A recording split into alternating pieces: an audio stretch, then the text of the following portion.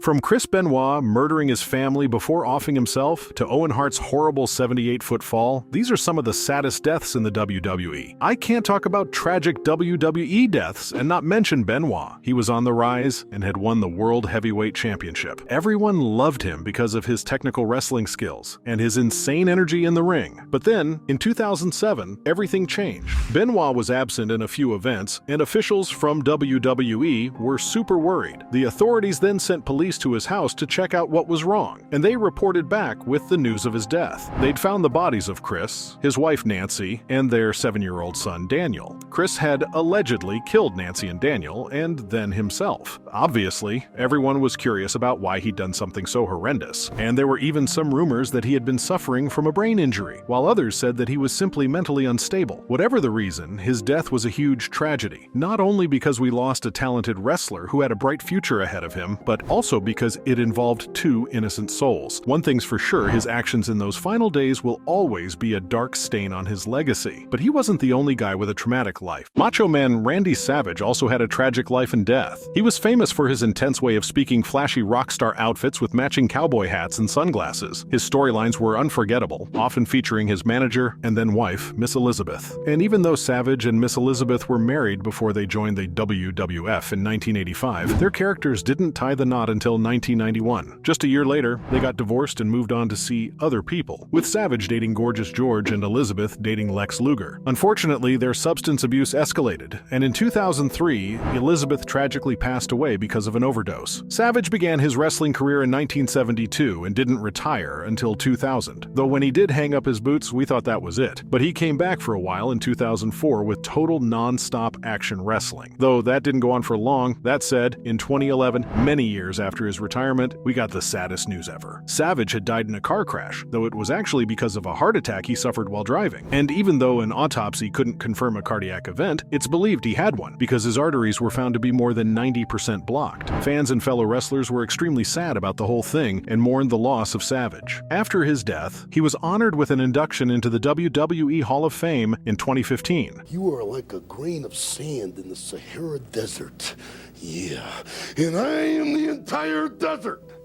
And the new Intercontinental Heavyweight Champion. Another legend like Savage, who left us far too soon, was Lance Cade. Honestly, it's really sad how his life was cut short because of heart failure. You know, that's a common cause of death among wrestlers, and the poor guy was just 30 when it happened. At the time, he'd already left the WWE and was doing his thing on the independent circuit with All Japan Pro Wrestling. Cade didn't have an easy life and had been super open about his struggles with sleeping pills and painkillers, even going to rehab in early 2010. The surprising thing is, he appeared to be doing great, which made his death all the more heartbreaking. And just like Cade, it was also really hard saying goodbye to the Ultimate Warrior. You won't believe the wrestling legend that he was. He became the first superstar to hold both the WWE Heavyweight Championship and the Intercontinental Championship simultaneously. Warrior had good and bad times in the 90s, but in the end, he was honored and became part of the WWE Hall of Fame on April 5th, 2014. Just a day after his induction, Warrior made an appearance at that year's WrestleMania, and then, the very next day, after almost 2 decades, he returned to Raw. But sadly, tragedy struck.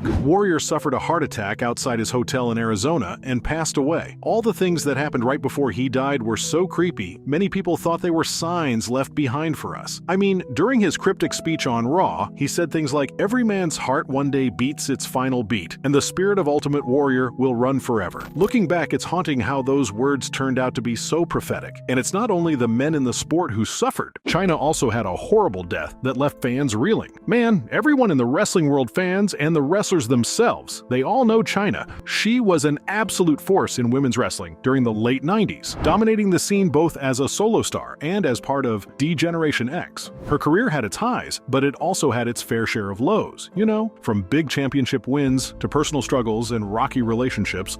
Under emotional distress with everything I've gone through, I know it's understandable, but I realize it's not justifiable. And I wanted to tell him that, for me.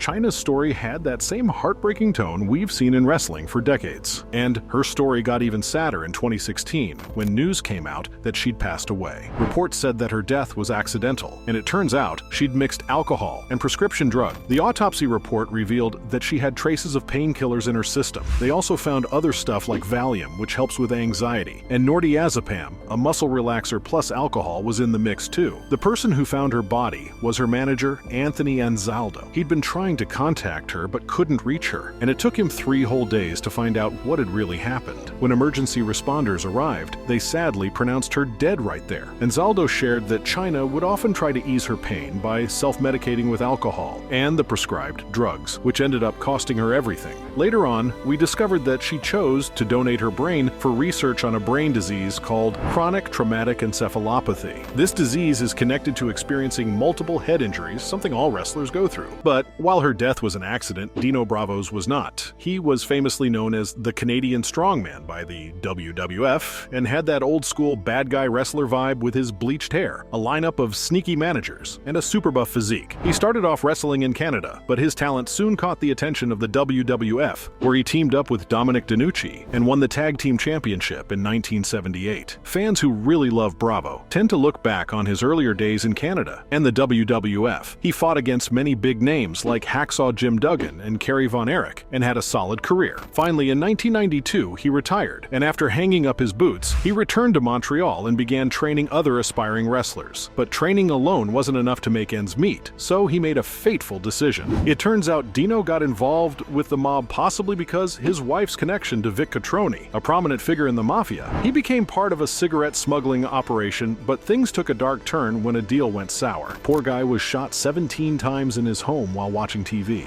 He was only 44 back then, and no one knows who really did it. But considering his association with the mob and the brutal nature of the killing, most people believe it was mafia-related. But the saddest and the most shocking death in the entire biz was of Owen Hart. He was a crucial and valued member of the wrestling roster, always willing to do whatever was asked of him. But that's not all. He played a significant role in shaping the careers of future superstars like Triple H and Stone Cold Steve Austin. What made Owen's death even more surprising, though, was the way it happened. It was unlike anything we'd ever witnessed before. During a live WWE PPV called Over the Edge in 1999, Owen was supposed to compete in an Intercontinental title match against The Godfather. But when he made his entrance using a harness and grapple line, something went terribly wrong. The release malfunctioned, and he fell 78 feet, hitting a ring cable before falling into the ring. I can't even imagine what it must have been like for the audience and everyone involved. It was a moment that had never happened before in the WWE, but despite the tragedy, the show had to go on. What's worse is that Owen was only 33 at the time, and his death served as a reminder to everyone that wrestling is a dangerous sport. So there you have it. From Owen Hart's horrible 78 feet fall to Chris Benoit murdering his family before offing himself, those were some of the saddest deaths in WWE.